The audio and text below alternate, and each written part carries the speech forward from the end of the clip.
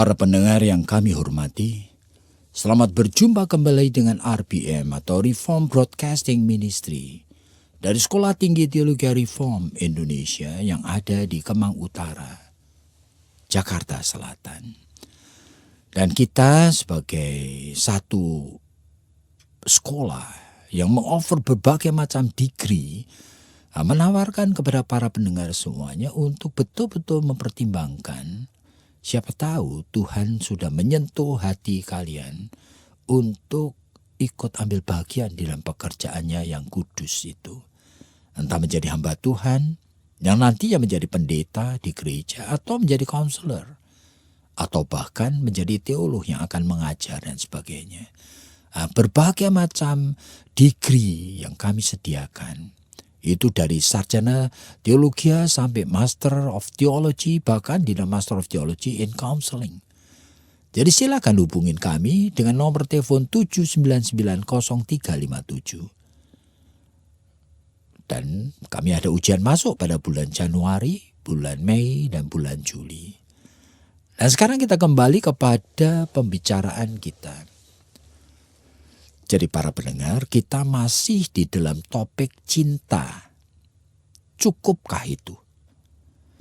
Jadi saudara, kalau kita mau perhatikan dengan sungguh-sungguh, ini pertanyaan ini merupakan sesuatu yang sangat kompleks sekali. Oleh karena manusia seringkali memakai kata cinta, tetapi realitanya sebetulnya mereka tidak selalu memahami apa sih yang mereka sebut cinta.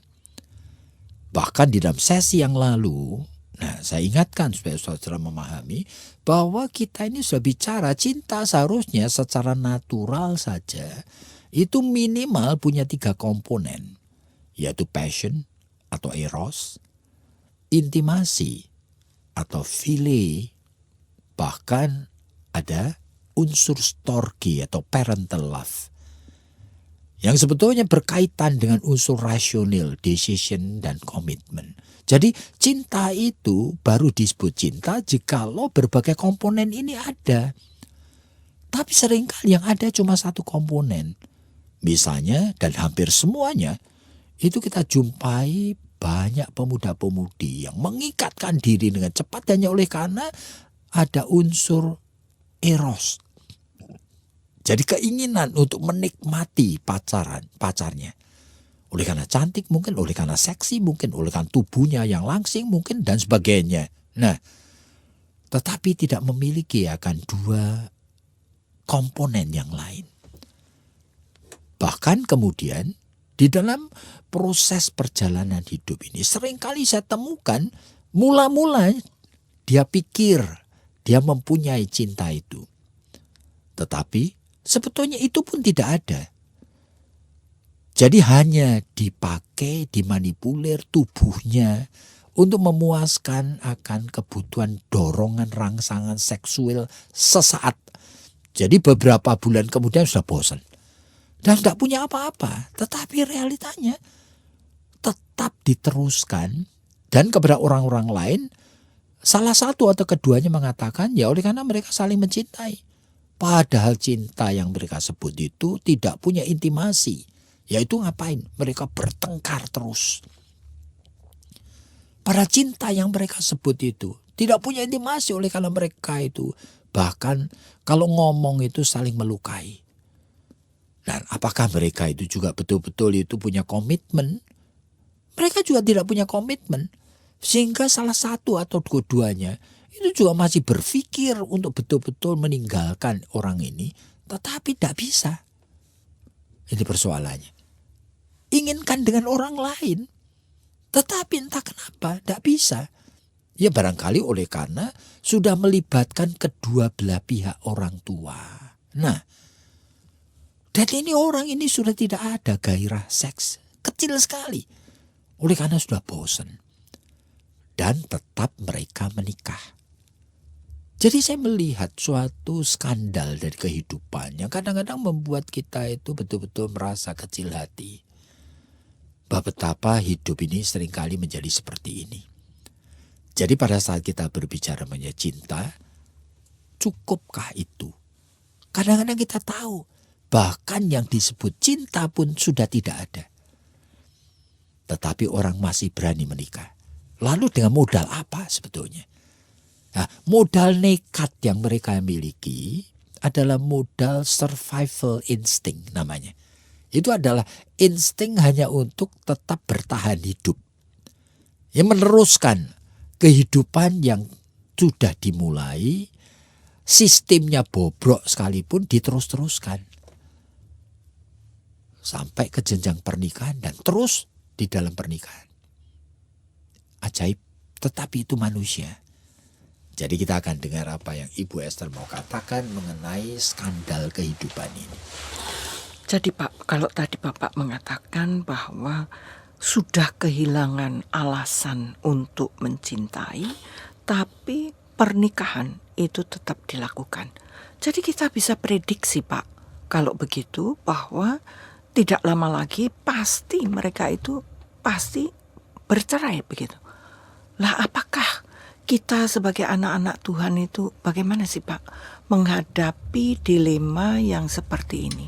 Apakah kita itu tidak lalu kemudian itu punya begitu punya mungkin ini ya keinginan begitu bahwa dipikir dulu begitu. Tapi kenapa kok orang tua itu biasanya juga walaupun sudah tahu begitu bahwa konsekuensinya ini ada kemungkinan itu nanti mereka akan bercerai begitu. Tetapi kenapa kok orang tua juga tidak lalu kemudian melarang begitu, lalu tidak memberikan kepada mereka itu solusi. Bagaimana kalau kamu pikir lagi? Kenapa kok enggak Pak? Nah, sebetulnya itu setiap keluarga itu ada keunikan baik dalam realita yang ada maupun biasanya dalam sistem di mana mereka hidup. Jadi dalam keunikan itu ada banyak unsur-unsur yang orang lain tidak bisa pahami. Dalam keunikan itu ada banyak unsur-unsur yang orang lain itu tidak akan anggap sebagai sesuatu yang penting untuk dipertimbangkan. Tetapi realita. Nah seperti tadi yang pertama ya, mungkin dia keluarga itu punya 4 orang anak perempuan, semuanya belum menikah.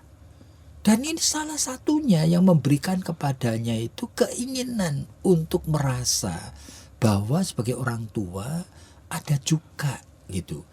Pernah mantu, pernah memestakan anaknya, pernah melihat anaknya menikah. Lah, keinginan untuk pernah melihat saja. Yang dibayangkan di dalam benak orang tua itu hanya foto pengantin dari anaknya. Itu saja sudah bisa memberikan suatu alasan untuk mendorong anaknya itu menikah. Meskipun tahu anaknya itu berlepotan masalah dengan pacarnya ini. Ajaib sekali. Jadi kalau begitu tuh kita tanpa sadar, kita itu sendiri yang menciptakan begitu ya Pak ya. Kita yang menciptakan sebetulnya satu pernikahan yang tidak ideal. Kita tahu, tapi toh kita dorong, tapi toh kita juga ada egoisnya begitu. Karena hanya pengen mantu begitu, pengen merasakan nanti juga punya cucu mungkin. Ya harapan begitu. Oleh karena seks itu sebetulnya bisa dilakukan without love, bahkan without eros. Dan munculnya eros itu hanya immediate, itu artinya sesaat. Nanti 1-2 bulan hilang sudah tidak ada sama sekali. Nanti muncul lagi sesaat. Jadi manusia itu bisa dengan insting yang namanya sexual insting itu objeknya itu siapa saja, kapan saja dilakukan. Tidak peduli. Meskipun tidak ada cinta, juga ada hubungan seks saja. Dan akhirnya jadi anak. Tapi kan kemungkinan besar banyak orang tua yang tidak berpikir jauh seperti itu toh Pak.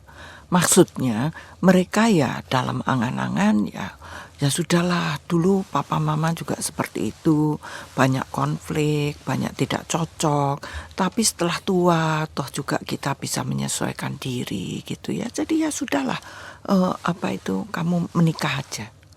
Kebanyakan itu kan dalam tanda kutip itu orang tua mendorong, itu kan tidak dengan ya walaupun ya tahu bahwa anak ini belum matang, anak ini tuh banyak masalah, tapi kan bagaimana ya? Itu sulit sekali Bu untuk dikatakan. Oleh karena apa? Ada juga cukup banyak orang tua yang sebetulnya itu pikirannya itu sangat sederhana dan cenderung naif. Begitu. Jadi tidak mikir seperti kita-kita ini. Sehingga pertimbangan utamanya adalah tutup mata, tutup telinga asal anaknya jadi. Nah itulah. Karena apa? Oleh karena dia sudah cerita kepada tetangga kanan kiri. Dia sudah cerita kepada family-familynya bahwa nanti tahun depan itu akan mantu. Dia tidak bisa untuk menjilat kembali kata-katanya. Dia sudah siapin uang. Dia rela. Dan meskipun dia tahu ini anak ini itu sebetulnya sulit sekali bisa bahagia dengan laki-laki yang sekarang itu dia sebut pacarnya. Jadi apakah sebetulnya kalau begitu itu kan berarti walaupun mereka bergaul itu sudah cukup lama, ya sudahlah, wong sudah 2 tahun, mau pilih yang mana lagi. Kan kadang-kadang orang tua kan juga seperti itu. Jadi ini kan apakah bukan lalu kemudian menjadi peristiwa daripada kehidupannya yang tidak bahagia itu sekarang menjadi terulang lagi gitu. Ya belum tentu mengulang dari ketidakbahagiaan orang tua loh. Oleh karena naivete itu kenaifan dari orang tua, itu tidak selalu orang tua itu sendiri tidak bahagia. Mungkin juga oke-oke oleh karena suami istri yang sudah tua itu juga sederhana saja menghidupi kehidupan ini. Apalagi kalau tahu yang mau menikah sama anakku, waduh itu punya rumah gedong di sana itu. Nah itu pikirannya aja sudah bangga sekali. Sehingga tidak bayangin sudah rela melihat anaknya itu digebukin, ya kan? Rela kalau sampai dia mendengar keluarga sana itu ngenyek, menghina kita ini. Tetap juga dia tutup telinga saja. Menebal-nebalkan muka. Oleh karena apa? Keinginannya supaya anaknya jadi menikah. Jadi kalau begitu Pak, bagaimana kita caranya begitu Pak? Bagaimana caranya kita itu mengedukasi? Bagaimana caranya kita itu memberikan pendidikan ini loh kepada orang tua bahwa melepas anak itu tuh kan juga harus ada ya paling tidak itu kita kasih modal supaya mereka itu juga punya integritas, supaya mereka itu juga bisa menahan diri, supaya mereka itu kalau milih orang itu bukan cuma cari yang kaya begitu. Yaitu merupakan sesuatu paket lengkap yang seharusnya itu dipikirkan sungguh-sungguh oleh pemimpin-pemimpin gereja, ya kan, oleh keluarga-keluarga di dalam mendidik anak-anak mereka. Nah, kalau kita mau satu persatu aspeknya, variabelnya kita pikirkan, itu puluhan macam. Yang sekarang ini gereja dan orang-orang tua, bahkan orang tua Kristen ini, sebagian besar abaikan atau mereka itu tidak pikirkan sungguh-sungguh. Jadi ini yang kita sebut kehidupan di dalam dosa. Jadi manusia hidup dalam dosa. Dosa ini sudah berakar luar biasa, masuk dalam setiap aspeknya dan melumpuhkan. Nah sehingga di tengah kondisi seperti itu, kalau kita berbicara mengenai kata cinta, cukupkah itu? Itu tuh merupakan sesuatu yang akhirnya pada saat kita bicara, kita mulai realize. Bahkan di dalam kemiskinan yang seperti itu, kemiskinan mental yang seperti itu, pertimbangan yang tidak rasional, ya kan, yang tetap dilakukan, sebetulnya itu cinta itu tetap hadir. Cinta itu hadir di dalam pengharapan untuk melihat pemenuhan kebutuhan pribadi yang dia ingin dapatkan melalui kelanjutan hubungan pacaran dari anaknya yang sekarang sudah berlepotan dengan masalah seperti itu. Jadi bagaimana Pak? Tidak ada begitu ya tips-tips begitu. Sebetulnya itu bagaimana sih? Ya, kalau saya menjadi hamba Tuhannya, pendetanya, ya saya akan panggil. Lalu melalui sesuatu empati yang juga kita juga accept dia apa adanya. Lalu mulailah tugas saya adalah mengingatkan. Nah, mengingatkan itu sudah baik. Nah, sehingga dia tidak takut gitu ya untuk menghadapi resiko tidak jadi.